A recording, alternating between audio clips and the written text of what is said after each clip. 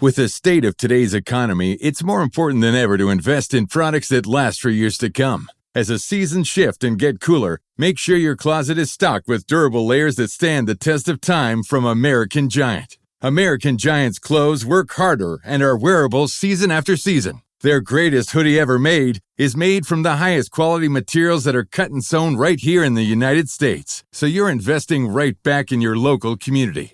Choosing American Giant means taking a stand for American manufacturing and hardworking Americans, something other mega corporations don't care about. From fleece to knit, all in a range of colors for versatile daily wear, American Giant delivers everyday pieces designed for everyday life. Feel the difference of quality, made-to-last clothes from American Giant. Get 20% off your first order with code STAPLE20 at american-giant.com. That's 20% off your first order at american-giant.com with code STAPLE20.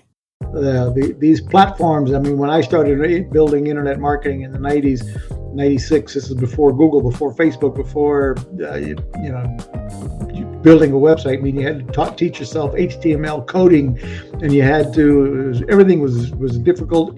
The audience was new. Nobody wanted to buy from anybody on anything online. Back then, you had to sell over the phone. So you might have had an online presence, but people bought by calling your team, so you still had to have a call center and sell over the phone. Today, nobody wants to buy over the phone. Sit back and relax and get ready for another exclusive episode of the Online Marketing Secrets Podcast with Lopez. This episode is brought to you by ERC. Let me ask you a question. Did you have a business during the pandemic with 5 or more employees? If the answer is yes, you might be leaving money on the table. All you gotta do is go to ercbankroll.com and you can get your money. The best part about this, it only takes 5 minutes or less to see if you qualify. Go to ercbankroll.com and put in your name, email address, answer 2 questions, click on the submit button, and you're done. It's that simple. And get your money. So don't wait. Go to ERC Bankroll. Ladies and gentlemen, welcome to another episode of the Online Marketing Secrets Podcast. I'm your host, Lopez. So like and share this episode. P.S. and by the way, before I get started, I appreciate it if you leave me a 5-star review in iTunes. Love it or hate it, I want to hear what you have to say. I want to hear your feedback. So with that being said, today I have another special guest. My special guest is the founder of marketingboost.com. He's helped business owners worldwide boost sales and scare their businesses tenfold through the use of incentive-based marketing.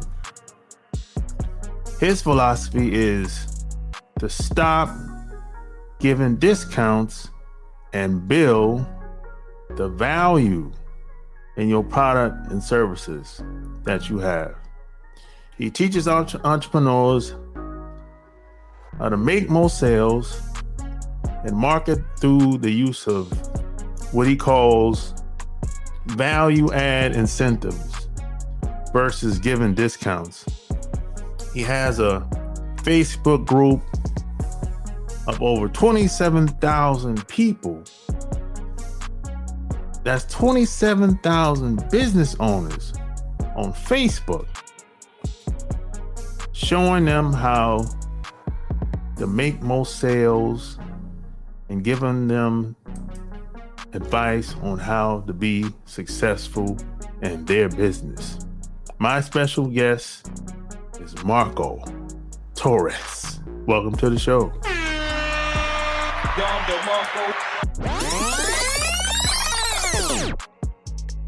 So where you from? I'm originally from San Antonio, Texas. Grew up in Puerto Rico and live in Florida now. But so I'm Mexican descendants. So I'm the only Chicano Rican you're probably ever going to meet. Yeah, that's rare. Yeah. Most Mexicans don't end up growing up in Puerto Rico, so that's an oddity. Yeah. So how'd you get into marketing? Because most people I meet, we don't go to school for it. It's very few. That's rare that I meet someone that actually went to college for marketing. So how'd you get started? That's a great question, actually. I was in the restaurant and nightclub business back in Puerto Rico, and when I first got out of high school, I went to a college for a year and a half and blew it off. As college is not for me, I want to be an entrepreneur. And got into the restaurant business with my older brother, and we opened 5 restaurants in 5 years, and then went on to open a nightclub. And then I got rid of all of that. I sold out. We sold our restaurants actually to Taco Bell when they came in. They wanted the locations we had in Puerto Rico, and moved to Florida. And I didn't want to have anything to do with the restaurant business anymore. I was totally burnt out on that, and got into sales. And I was in sales, and I realized, I'd rather make 1% on 1,000 salespeople's efforts than 100% of what I can do as a salesman. And I loved sales, and I've always loved sales. One thing most people don't, they're always afraid of being involved in sales, or don't like sales. They claim they don't realize we're all salesmen all the time if you're going to be successful at anything. Anyway, I realized I would rather be making 1% of 100 salespeople than 100% of my own sales efforts. And so I decided I want to be on the other side of the fence here. I want to be in marketing. And I started teaching myself that, and I've always been, you've got to, in my mind, I'm always coaching everybody who follows me is stay relevant, stay learning, stay coaching yourself on what's going on. And to me, marketing became the whole lot more fun part of the mix, because you're involved in sales and marketing. I would have to create the marketing campaigns and everything else, and then I'd have to go teach the salespeople to sell the leads that I was generating, because, of course, salespeople always say, "Oh, these leads suck." So you got to find ways to make sure you're teaching your salespeople to be able to properly sell the leads you're generating, and on and on and on. So my career has been involved in marketing now. I've probably generated over $1 billion in sales in my career from the marketing side since I got involved in marketing in the mid-'90s. I became an internet marketer in 1996. So how was the restaurant business? Because at one point I thought about getting into that, but somebody told me, I don't think it's for you, bro. So how was that, the restaurant business? I know it's just going to restaurants. And I could imagine, I see all the missing, all the you got the waiters, you got the bartender, you got the people in the back. There's a lot of moving pieces. So I thought. A lot of moving pieces. At the beginning, I loved it. And for many years. And really, it was all I knew, right? I started at, 20 years old or whatever, 19, 20. And I loved it. There's a lot of work, and there's a lot of moving parts, as you're describing.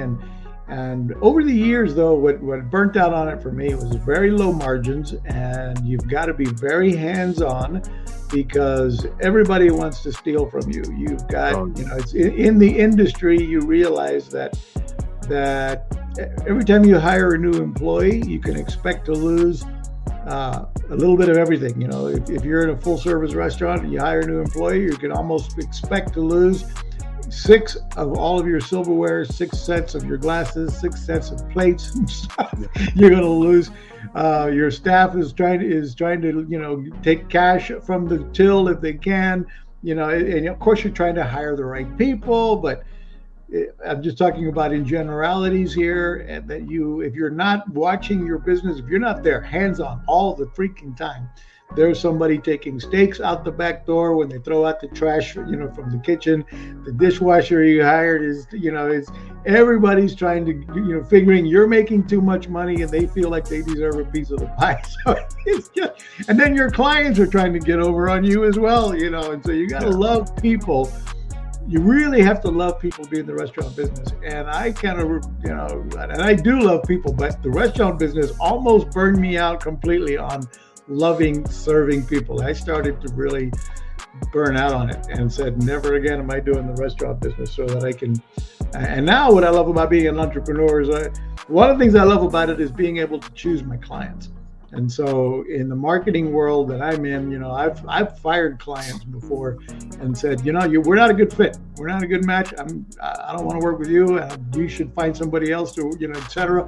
And you can't quite do that in the restaurant business, but you can in others. So yeah. And then you go to the nightclub. Oh man, now that's a tough business. That was a time of my life. It's fun. And one side of it's fun, but the other side is like, oh my God. Yeah, it can get. It's a young man's job too. Yeah. That was a young man. I was 23. Yeah. From 23 to 28, I owned a nightclub, and live bands, and flying into Fort Lauderdale to recruit the bands, bringing them down to Puerto Rico and the Virgin Islands, and setting them up on kind of a tour so that I could save money on reselling the band, so to speak, through the Caribbean. And I had live entertainment, the live bands, and the bar, and the bartenders, and oh man, it was awesome. The clients, young guy, and you can only imagine the lifestyle that I had. And I made a lot of money with that nightclub too. Oh yeah, I heard about it. But we would close at 7 a.m. and it was like, whoa, that's so again, that's why I say it's a young man's job, because after a while that can get old, dealing with the drunks and everything. Yeah. So how was that transition from nightclubs to sales? What was the link in between? When I moved to Florida with my family, by this time I had a wife and a couple of kid on the way, and get to Florida, and I'm like, I don't want to be in the restaurant business, and I didn't have a college career, and I'm like, didn't have a college degree rather, so I'm like, my options are, let's take a look at what pays the most. And then the more I studied it, salespeople can make as much as doctors and lawyers if you're good, and I figured, I can do that. And so I got into sales and realized I could, and again, it wasn't a natural thing. You had to learn, you had to study, I was a student of Zig Ziglar and every other, Brian Tracy, and you name it, every other business trainer, sales coach trainer on how to improve the process of discovery and making sure that, and overcoming objections and closing the sale. And so and those techniques, they still work today. There's updates in how people buy nowadays, but at the end of the day, it's can you make sure that they like and trust you, and if your product or service can actually fulfill or serve or solve a problem for your prospect, then you can feel confident in asking for the order and overcoming objections and not being afraid to overcome objections. Because if you truly believe that your product is going to solve your prospect's problem, and you have a solution, then you can ask for the order and believe in it and get it. So yeah. How did you even know that there was growing up, I didn't even know that there was such thing as a quote salesman, really. I mean, I of course I know people that work at like the appliance stores, like Sears back in the day, or places that they sell appliances, but I didn't know that there was a sales trainer. I didn't know that people actually got on planes and flew to teach people at corporate companies. I didn't even know that world even existed. Exactly right. Well, in my case, my dad, my mother and father had a sales background and had a very entrepreneurial, adventurous spirit. And when they moved us from Texas to Puerto Rico, my dad was offered a position, and he went. And we also were brought up. We were, never given any handouts. I was never given any allowance, And so I remember wanting a Schwinn bicycle, and my dad said, "Well, you can wait till Christmas, and maybe you'll get one, or you can start, find a way to earn money." And I'm like, "Well, how do I do that at 9 years old?" He said, well, you try getting a paper route. And so he guided me to get, subscribe to getting a paper route. Then he had to teach me how to run spreadsheets, because back then you had to build a paper route. You had to go door to door and sell subscriptions. Then you had to go back door to door and collect the money, because there was no online payments back then in order for people to make their monthly subscription payments to the newspaper. So I had to deliver the papers, sell the subscriptions, go back door to door to collect the money they owed me, make the payment to the newspaper and keep my share. And it was like running a real business with spreadsheets and managing, so on. And by the time I was 12 years old, I had built the biggest paper route that the newspaper had ever seen. I was featured on the front page of the newspaper, and realized that, and my dad was feeding me books like, here, a young guy, 10 years old now, I'm reading How to Win Friends and Influence People by Napoleon Hill. He's giving me, you want to learn how to sell more subscriptions? Here's the first book from Zig Ziglar. And so the books I've read all through my life have always been, I've never really had any interest in reading anything other than self-help books that had to do with either teaching me sales skills, marketing skills, something that was always feeding my brain to get better at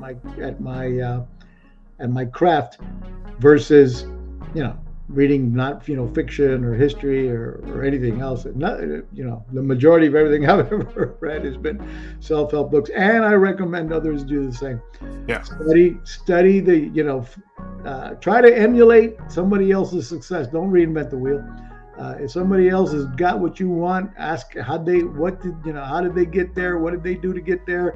Did they write books on it? Read those books, follow them, and try to cheat on some of the processes. In other words, don't try to learn the hard way with all the falling down and having to get back up all the time. You want to try to skip some of the mistakes by following what others have done before you. Yeah, that's good, man. Someone taught you early as a kid, most of us, we don't get it at that age. I started learning when I was in the late 20s, so the earlier the better. That's what I always say, And any parents out there, nowadays it's hard to get people to read anything, but reading, versus watching. But even if it's YouTube, get people watching the right stuff, and guide them to watch things that are going to help them improve their social skills on how to communicate, which is going to help them no matter what they do. Whether, How to Win Friends and Influence People, for example, Napoleon Hill, classic old, book. And what did he do to write that book? He interviewed millionaires all over the country and wanted to follow them. And what he learned from them, he wrote the book, How to Win Friends and Influence People. So, of course, he ended up broke, but anyway. Yeah, that came out. I heard about that like 2 years ago. Yeah. That's hilarious. Stuff does happen to all of us, so you got to try to stay ahead of that curve too. Oh yeah, money's like a ball. It goes up and down. That's because before I started making just a little bit of money, in my mind, I thought, hey, once I start making a whole lot of money, I'm set for life. No, it doesn't work like that. Yeah. It doesn't. Everyone has some type of financial challenge, whether you're making a lot of money or a little bit of money. Mm-hmm. I was kind of in a fantasy world. Yeah. So you've been around long enough to see the marketplace change from the 90s all the way up to now. So do you think it's easier today to start and start a business versus like the 90s and the way things used to be before social media? I honestly believe today there's never been a better time to be an online or to be an entrepreneur in general, especially an online entrepreneur.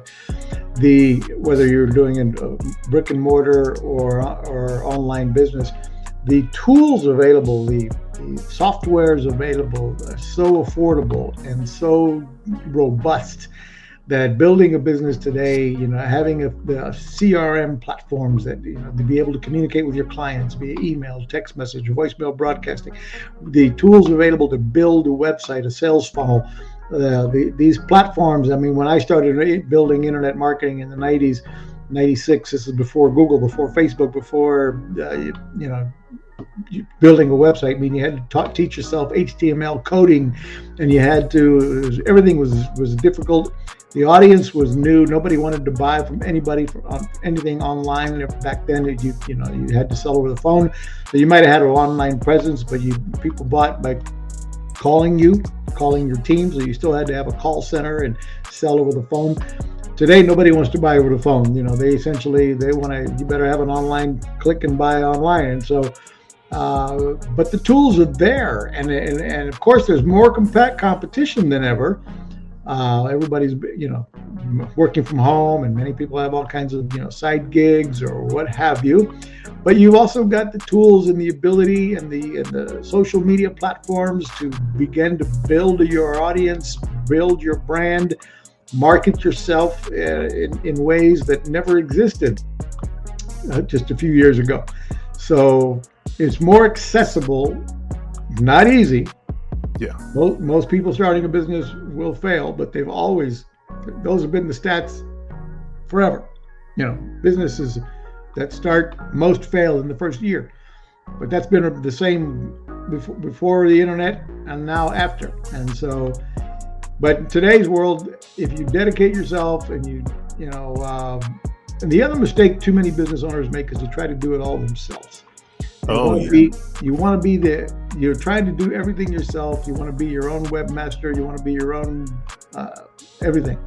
At the end of the day, if you're not building a team of people that are smarter than you around you, and you're trying to do everything yourself, that means you're thinking small. And if you think small, you will stay small. So you want to be hiring people, which is so easy to do today as well, never was in the past. Oh, yeah. Today you can find people on Fiverr and so many other platforms that you can outsource some of your work. And anything you do over and over every day, you should be outsourcing that to a virtual assistant who can do that for you, so you can start thinking, looking at your business from 5,000 feet above, then 10,000, then 20,000, and what can you be doing next on strategy to grow your business, and not being bogged down with all of the daily details. So you need to outsource things so that you can keep focusing on how do I grow the business, not how do I work in my business. Yeah, man, the possibilities are endless today, man. It wasn't just 20 years ago. It was hard to find help. Yeah. You had to actually physically go somewhere to find help. They wasn't. You just didn't have access like that, just 20 years ago, And I always tell people, you're not going to win at everything. Because, a lot of people have the mindset like, hey, if whatever business I decide to do, or whatever job or whatever they decide to do, they act like it's supposed to be a home run every time. No, it doesn't work like that. All you can do is do your best, and that's it. Yep. Yeah. So, do you think building a brand today is much more important than the way it used to be? Oh, absolutely. Today's world, people are, because of the easy access to information everywhere as well. People are going to look you up. People want to know about you, about your company, and there's a quick, easy Google search, and they're going to be able to, spot whether or not you've got reviews, or whether your last review was, 3 years ago. So you need to be building your brand. You need to be working on your brand. You need to be soliciting reviews. You need to be soliciting video testimonials. Which is one of the things that we did. That's how Marketing Boost was born. The whole business that I operate today, one of the businesses I'm most excited about is Marketing Boost. And that was built because we wanted more video testimonials for one of our travel websites. And We ended up generating now over 30,000 video testimonials for one of our travel websites alone, on more than any other travel site in the world. And it was, with this a process that we set up that I now teach members to do in the Marketing Boost community, where you can use incentives to help get video testimonials, which is what ended up happening with Marketing Boost. So how do you? Well, first off, what are incentives? Just in case somebody doesn't know. Well, that's a good question. Thanks. So Marketing Boost, what we do is we provide the wow, surprise, and delight factor. We provide travel incentives on a subscription model. So you join Marketing Boost, you pay a small subscription fee, and it gives you access to our amazing travel incentives that you can use to grow your business. So we provide complimentary hotel stays from 3 to 7 night stays in 130 destinations around the world, like Orlando, Las Vegas, 30 U.S. destinations, places like 7 nights in Phuket, Thailand, 5 nights in Hawaii, 5 nights in Cancun, 4 nights in Cabo San Lucas, 5 nights in Punta Cana, Dominican Republic. So we've got all these sexy, destinations that, as a subscriber to Marketing Boost, you can give these incentives to your clients to use them at trade shows, trade show giveaways, use them as your customer draw card to add value to whatever your call to action is. And we've had, dozens of case studies in nearly every industry out there, not just the travel space, but any industry that, people love to travel, and offering a travel incentive as part of your reason to do business with you, or as a reason to download your PDF, or as a reason to book an appointment with you, like give them a $200 hotel. Oh, I forgot to mention, we have 3 categories of incentives: the complimentary hotel stays, restaurant savings vouchers, and hotel savings cards, and they come in increments of $1, $2, $3, and $500. So, you can use a hotel savings card, for example, to say, hey, book a no obligation Zoom call with me to learn about my business coaching, or to learn about solar, get a solar installation, or learn about, remodeling your kitchen, or whatever business you're in. You can say, book a no obligation Zoom call, get a free quote, and if you show up on time for the Zoom call, I'm going to reward you with a $200 hotel savings card, good at over 1 million hotels. So now the incentive helps you book more appointments, and solves another problem, helps more people actually show up on time for that appointment they booked. So you eliminate those no-shows that your sales staff is always, or you or your sales team end up with nobody to talk to because somebody didn't show up. So these rewards help people show up on time. If you're speaking to more people, you're closing more sales. So those are just some examples of how the Marketing Boost incentives can be used to acquire more leads, close more sales, etc. And a lot of businesses out there, you don't mind me keep on going, Lopez. Yeah. One of the things business owners don't even realize, they're like, how would I use incentives? I don't get it. Or they don't even understand what I mean by an incentive. Okay, obviously I talked about the travel, but here's an incentive everybody will recognize. We all bought into Amazon Prime. Almost all of us did, right? Why? When he launched Amazon Prime, Jeff Bezos, one of the most successful businesses in the world, he launched it, 10, 12 years ago.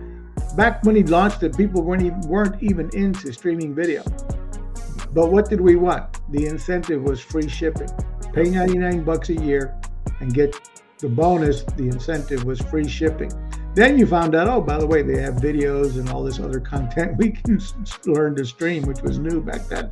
Today, it's, we all stream video.